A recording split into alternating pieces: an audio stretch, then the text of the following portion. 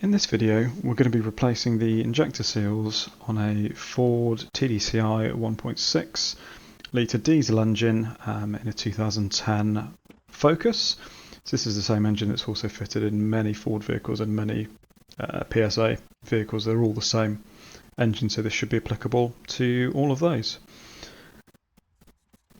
So we're expecting to see on this engine that injector number 2, the seal has gone in that and it's been leaking combustion gases out of there. So what we're going to do is strip all the parts off, pull all the injectors out, replace all of the seals and get everything back together again. So we've removed the engine cover, we've removed the wiring harness for the injectors, and now we are just taking off the clips that retain the fuel return hose or fuel return takeoffs. So you can just wiggle these out of place once the clip's been removed.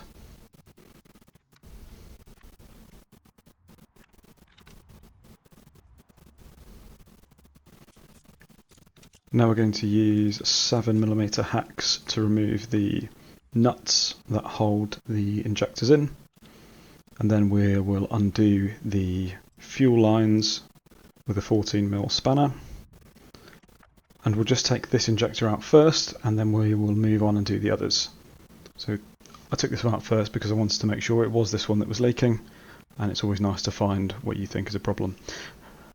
Now sometimes these are very difficult to get out and they can be stuck, so what we can do is use a 13mm spanner to wiggle it out. But obviously, as you can see, that one's very oily, very diesely, and thankfully wasn't seized and came out very easily.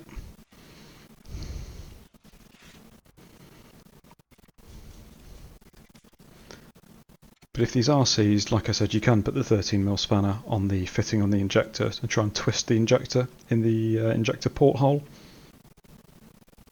This can free the injector up and remove it, and if you can get it out this way, it's probably the best way to do it rather than trying to use a slide hammer and risking damaging the injector.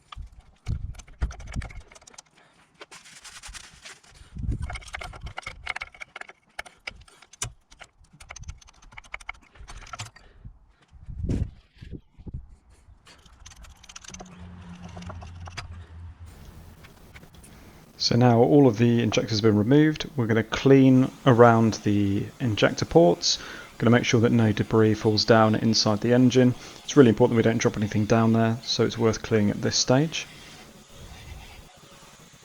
So the next thing we need to do is remove the rubber seals which sit around the injector ports. So these can be very, very difficult to remove. I have had it in the past where they won't come out in one piece and they have to be extracted with screwdrivers, pliers, various tools, and they take a while to get out. But thankfully in this engine we've caught this quite early. We haven't had a lot of combustion gases leaking past the seals, so these actually do come out quite easily and come out in one piece, which is really good news.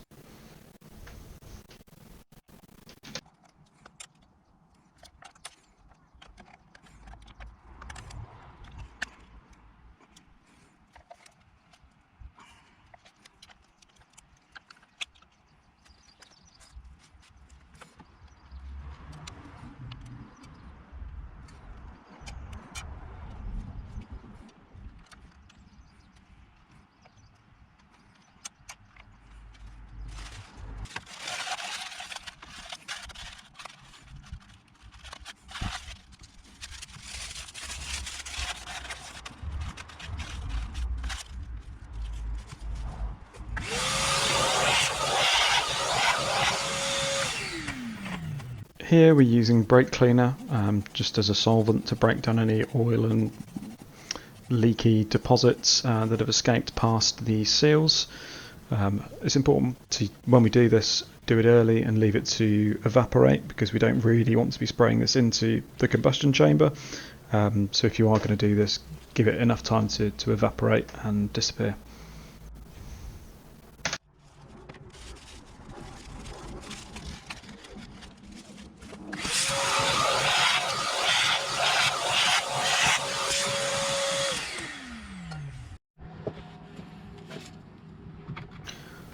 On one of the injectors, we couldn't get the copper washer out on the injector and had some difficulties trying to remove it from the effectively the injector port.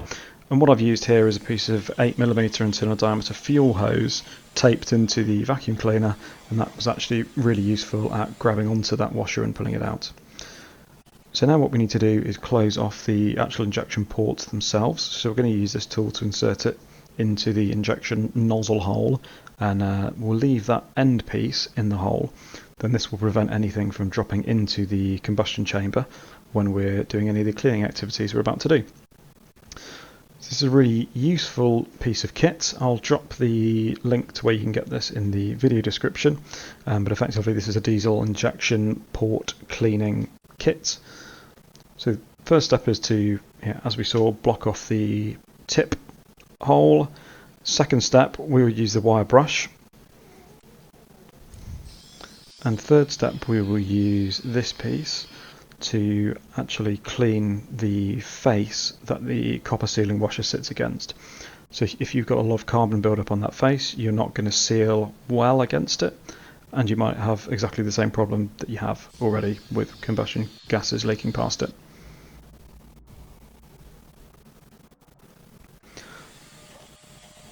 So we'll do this in several steps. Some of them may take longer than others, but it's important to get a really good surface finish. And the final step after you've cleaned up the surface is we'll actually clean out the porthole itself with this wire brush. Then give it a final clean and a vacuum, and then we'll move on to do the rest of the injector ports.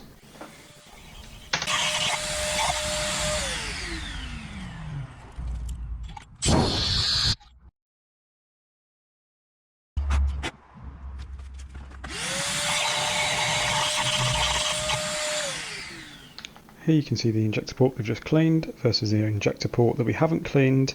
So injector port 3 is actually really clean as it is, so we don't need to do anything to that one. Then injector port 4 obviously can't see anything sooty, horrible, needs to be cleaned. So we'll just carry on the same as we have been, and we'll get all of the other bits cleaned up, but the process is exactly the same. Everything should be done in the same order. You might see a small variation, but I'm adapting what I'm doing just to suit what's presented to me. But ultimately we're looking to get those injector seats all perfectly clean so we can install the new parts.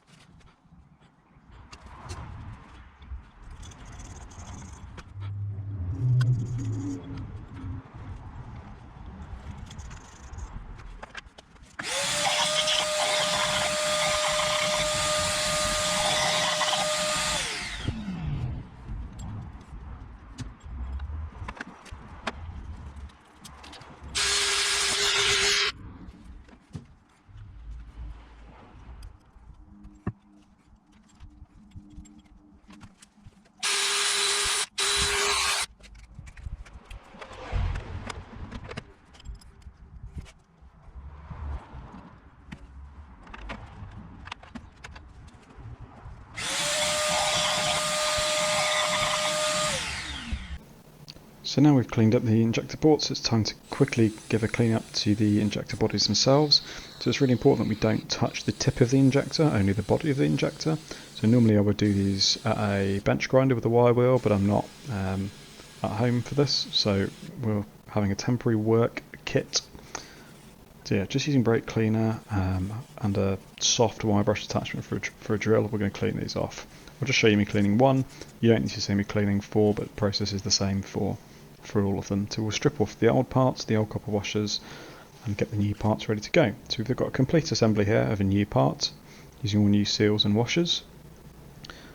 And it's really important that we put these injectors back where they came from. So injector 1 needs to go back in its position, and 2, 3, 4 need to go back to their respective positions as well. So we'll try not to confuse the car and not make anything worse, and we'll just put everything back to where it came from. So all of the injectors are lightly placed in their ports, just cleaning the return section of the injector. So placing on the nuts here with a set of needle nose pliers. So 7mm hex, and we're going to tighten these down evenly. So hand tight first, being sure to tighten them down square to the face, so we don't want to twist those injectors or put them in at a bad angle. So now we'll tighten the injector nuts up. Again, these don't need to be super tight, just do them by hand.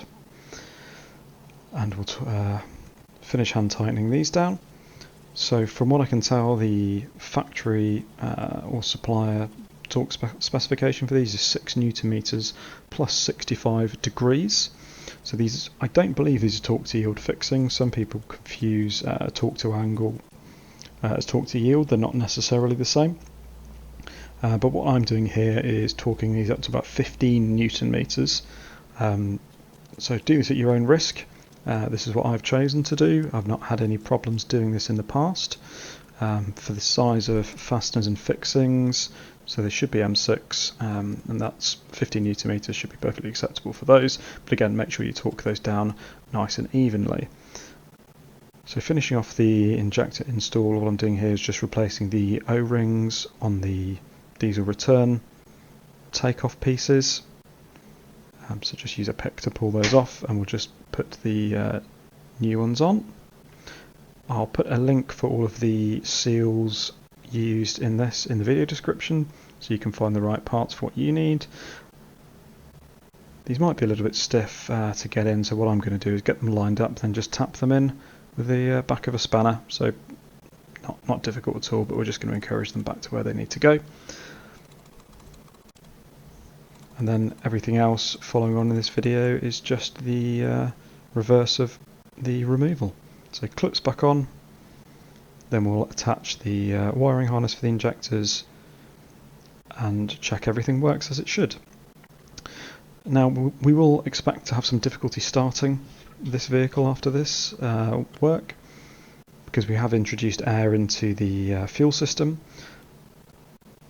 The lines up to the injectors should be still full of diesel, I hope, and we'll just have a bit of an air gap in the injector itself, a bit in the return line.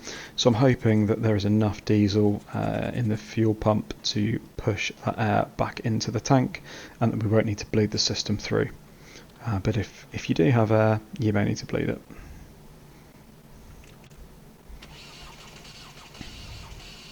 So you can hear a bit of struggling here, because like I said, we'd have air in the system, but you can hear the tone change as it's pumping fuel through. So I'll give it a little bit more time to see if it starts up okay. And it does. So there you go. I hope this video has helped you with what you need to do. And yeah, like and subscribe if you want to see more, and thanks for watching.